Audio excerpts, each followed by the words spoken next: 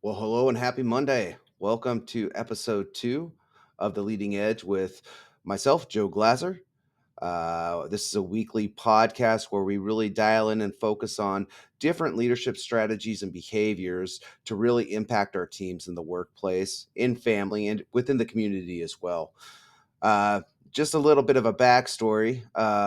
If you're wondering why I've decided to do a podcast like this and a blog as well, it's because I do it out of humility. Over the last 25 years, I've been in a leadership role. Um, I've had a lot of learnings, and I've had a lot of learnings, many of which were through the blunders that I made as a leader. And in my heart, I have a heart just to give back the learnings that I've had, and share some of the mistakes I've made along the way, because I think that when we are very open to being humble uh, in these types of areas, it has an opportunity to impact others. So my hope is that the messages that I do project right through this podcast really are able to impact maybe just one, maybe two people out there that are new in their leadership journey, or maybe they're veteran leaders just looking for a different style, a different method to be more impactful. But I really do think it comes down to uh, the outlook that we as leaders have to show up at our very best on a daily basis. And our best has to continue to evolve.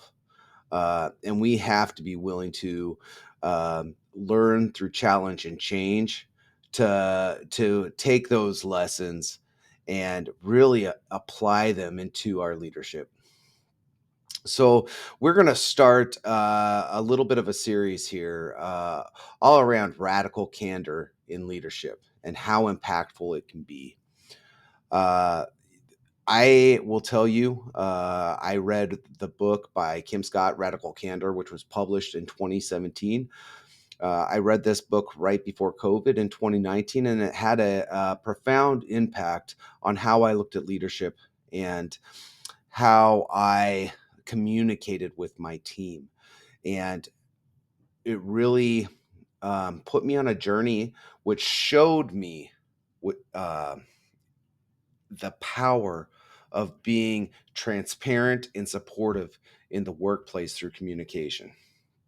So, what we're going to do today is we're going to kind of break down what is radical candor, right? There are four quadrants that really break us apart into different leadership behaviors and communication. So we'll break those down and we'll talk about some real world application at the same point in time. What we'll do over the next couple episodes is we'll really dive deep into the definition and the application of radical candor in our leadership. Then, following that, we will have a couple hosts or a couple co-hosts join me for some conversation around how radical candor has impacted their leadership style and even impacted them as an employee. So, where we're going to start with today is we're really going to break down what radical candor is. And if you uh, wanted to define it, right, or if you wanted to draw a graphic, you could even look. There's a video Kim Scott has that defines radical candor in 6 minutes. It's a great video. I will tag it in at the end of this uh, podcast so you guys can catch that too. But it gives you a great example and gives you some very awesome visuals. But there's four quadrants, and so we'll start with quadrant one. And quadrant one is actually radical candor itself. And what is radical candor? It's the ability to care personally while challenging directly. So, what is that? What does it mean to care personally and challenge directly? So, I kind of thought about some of the easiest ways to bring visibility to this and definition to it is to give some real world examples. Some are going to be hypothetical, some will be real world examples. And we're going to start off with our first one, and that is Steve Jobs. Steve Jobs was known for his, honest and sometimes brutally honest feedback, right? But the one thing about Steve Jobs is he cared deeply about his team's success. Um, he knew that when his team's successful, his business, his company would be successful. So a lot of you know who Johnny Ive is. He's one of the legendary designers over at Apple. One day he presented Jobs with an idea, and Jobs did not hesitate to really critique this idea harshly. However, when this happened, he did it because he believed in pushing his team to achieve their best work. So, is that radical candor just in its own? No. The action was that he critiqued the work, and after rejecting the idea, Jobs then later pulled Ive aside and said, Johnny, I really admire your work, but I want you to know I push you because I know you can do better. This reinforced his tough feedback, but it wasn't being mean. It was tough feedback with a support behind it. It was pushing Johnny Ive to excellence. Another great example is Kim Scott, right? The birthplace of the concept of radical candor. Kim Scott used to work at Google. And when she worked at Google, there was a time where she had to give a really important presentation to Google senior executives.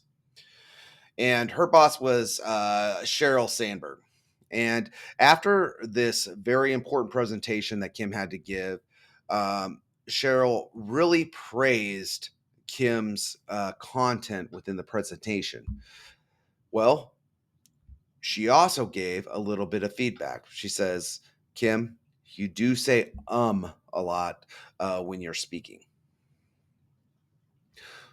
Well, so Kim kind of brushed it off, but then Sandberg continued saying,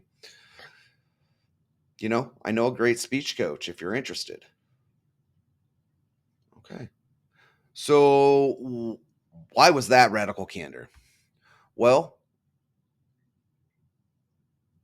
uh, Sandberg was um, in a position where she gave feedback. She critiqued uh, Kim's message a little bit, saying her communication style may be a little bit off during speech presentation. But Sandberg still offered Kim a solution to build her skill. She didn't sugarcoat the issue. However, she was direct, but wanted Kim to grow and wanted Kim to be successful. So Sandberg gave Kim a path forward to developing better speech. Scott took the advice, worked with the coach, and improved her communication skills significantly. And look, she has written one of the most popular leadership books in the past decade. When you think of something a little bit more generic, it's maybe not a real example, but it could be a real world example of what goes on there. Is think about a store manager in retail leadership. So and I can speak to this because I have great experience with it. But you have an employee that continuously shows up to work for their morning shifts, day after day after day, and it causes delays within store setup. And instead of ignoring the issue or being overly aggressive about the issue, the manager said to the employee, Hey, I've noticed you've been late several times this month, and I'm concerned because it impacts the whole team, the entire team. I know you're a valuable part of this team, so let's figure out what's going on and how we can fix this issue together. So, why is that radical candor? You think about care personally. The manager cares about the employee in this situation, doesn't just write him off, cares about the employee. and then is able to challenge and address the issue directly, while at the same time offering a way forward through finding a solution together. So when we're thinking about this and we're practicing radical candor, some of the key takeaways are you got to be specific. Vague feedback is not impactful whatsoever. Feedback is a waste of the leadership's communication because it will go nowhere and it will impact no one. You have to show you care. You have to offer support. You have to offer a way forward to help that employee, to help that team member, to help that family member, to help somebody in the community. And again, let's go back to Kim's example. Don't sugarcoat. It's almost it's just as bad as being vague. Honest feedback helps people grow, but vague, flat feedback does not take anybody anywhere. And make it about improvement. It's not about a personal attacks. It's not about beating somebody down. It's about that team member walking away from you as a leader, understanding that you care about their growth and you want to see them improve for themselves.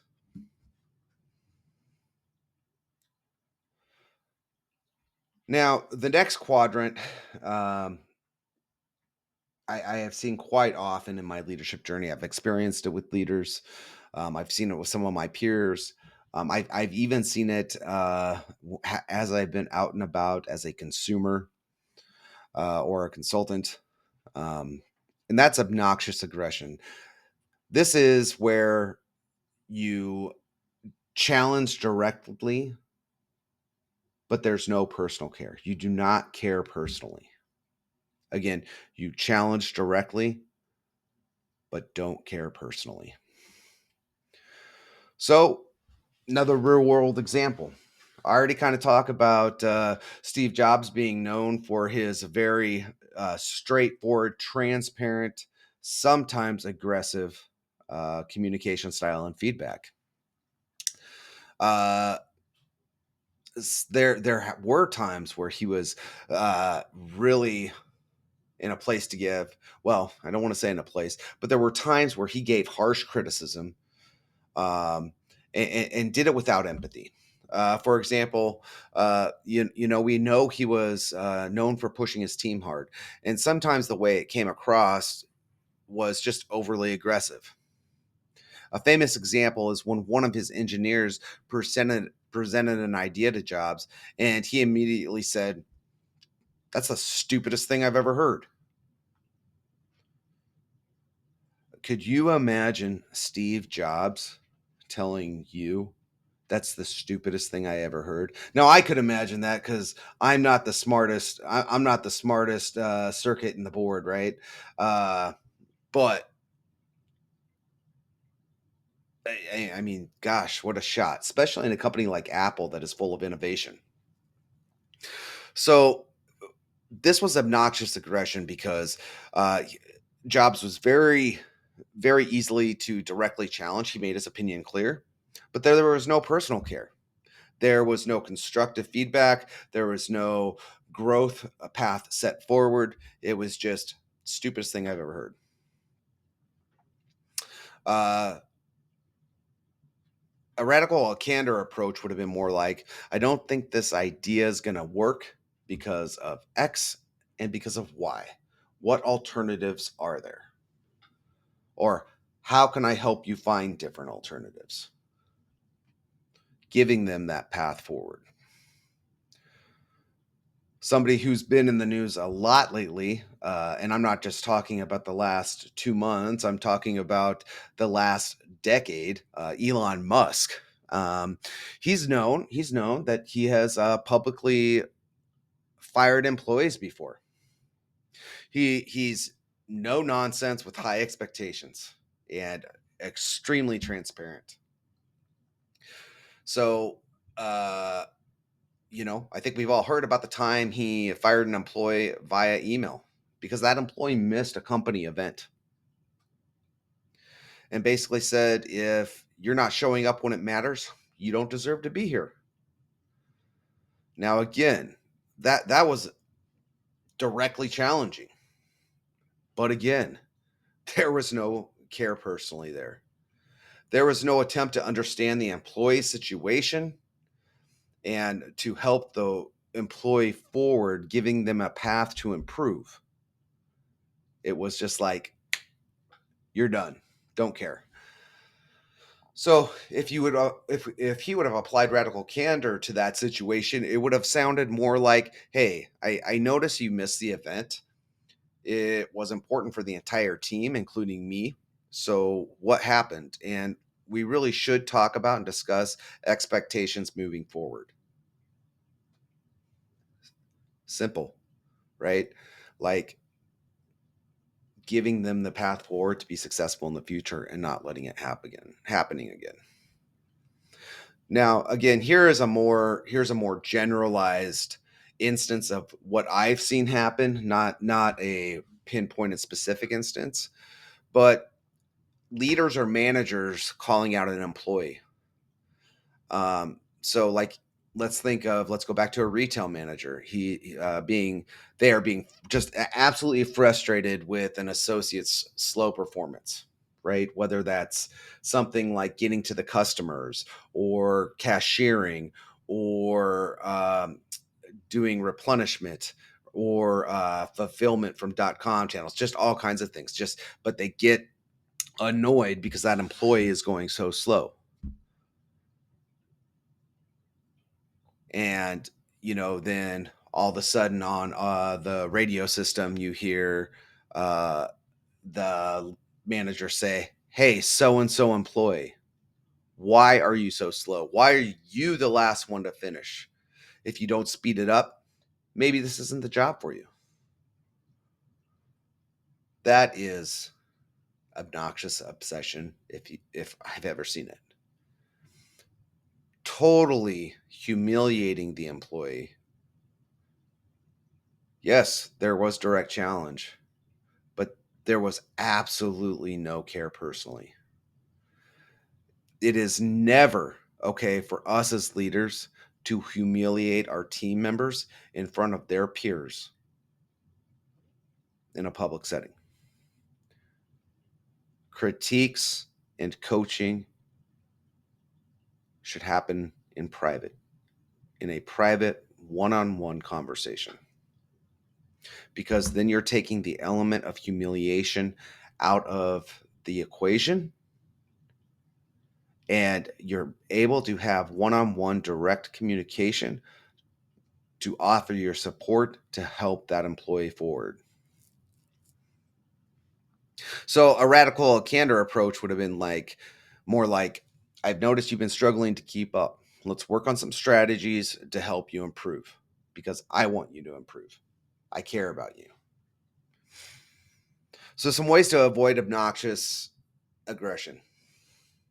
Excuse my language. I just have to say it here. You can't be an asshole. We have to challenge ideas and not people. It has to be about a behavior, not about the person. Never, ever, ever, ever should we humiliate. Again, only offer feedback in a private one on one setting. Lastly, don't just criticize. Perf- Always provide a path for improvement. Show care. You got to show care. And even when delivering feedback, show your investment in that person's growth. So the next quadrant we're going to talk about is something I would say probably latter in my leadership career. I've probably been more guilty of. I would say, when we went through the pandemic and COVID times, my leadership style changed a little bit. Maybe got a little bit mushy, maybe a little bit more touchy, or nah, that's not the right word, but the feelings type.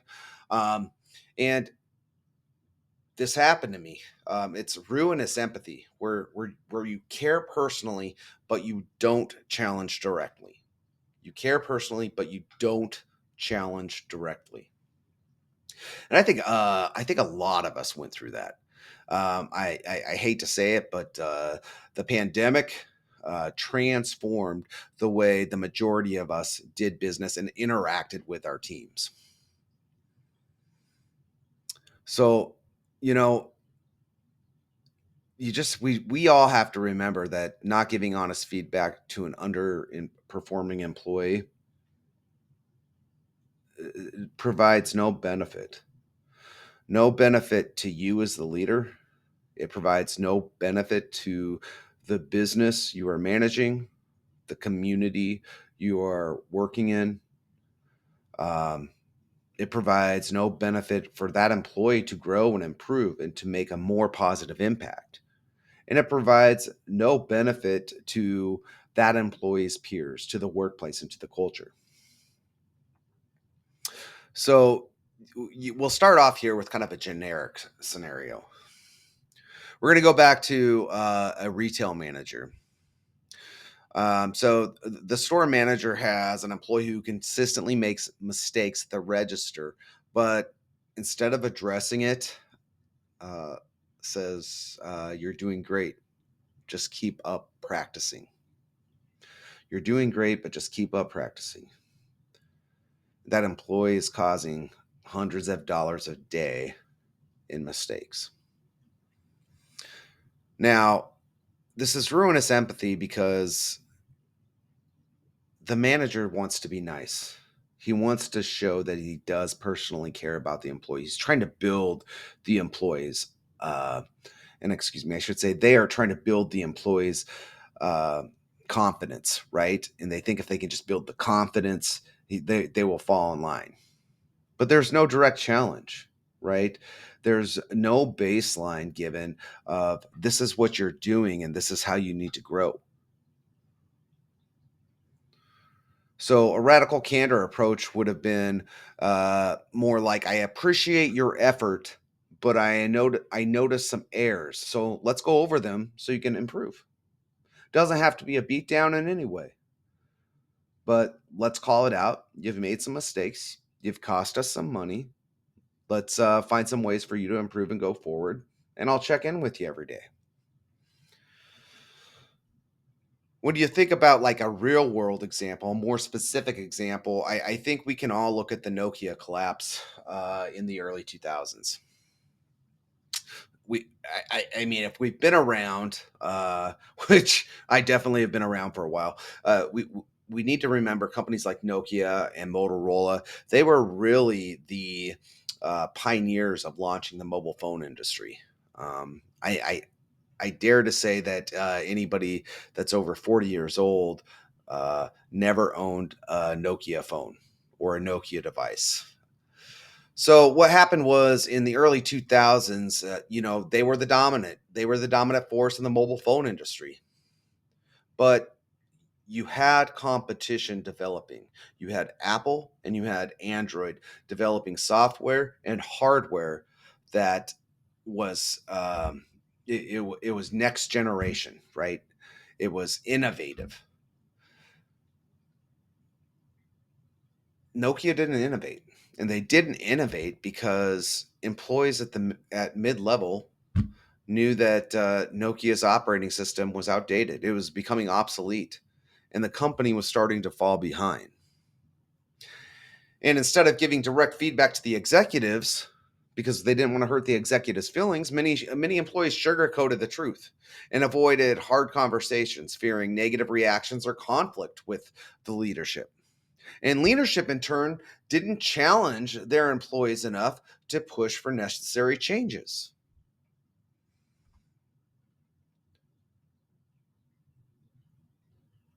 The employees showed a lot of care personally for the leadership team. They had a lot of respect and care for them, but they didn't want to upset the leadership. So they didn't challenge directly. They avoided the conversation. Maybe they had the mentality that hope was a strategy, when hope is never a strategy. Nokia ended up failing. They could not adapt. They lost a ton of market share. Um, and we all know this day and age that um, Apple and Samsung, Android, right? They really rule the market in the mobile phone industry. If the employees would have spoken up, it could have been something like, our operating system is falling behind. We have to act now, or we're going to lose the competitive edge. And at the same point, leadership should have encouraged honest feedback, roundtables, whatever, and gotten feedback, received feedback from the employees of what was really going on. Why were they starting to see a negative turn?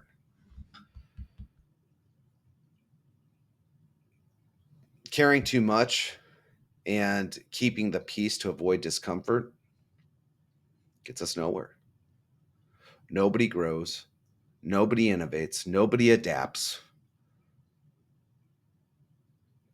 because the problem was never identified and solutions to that problem were never given and put in place. And the last of the four quadrants, manipulative insincerity. Uh, this is where you neither key nor challenge.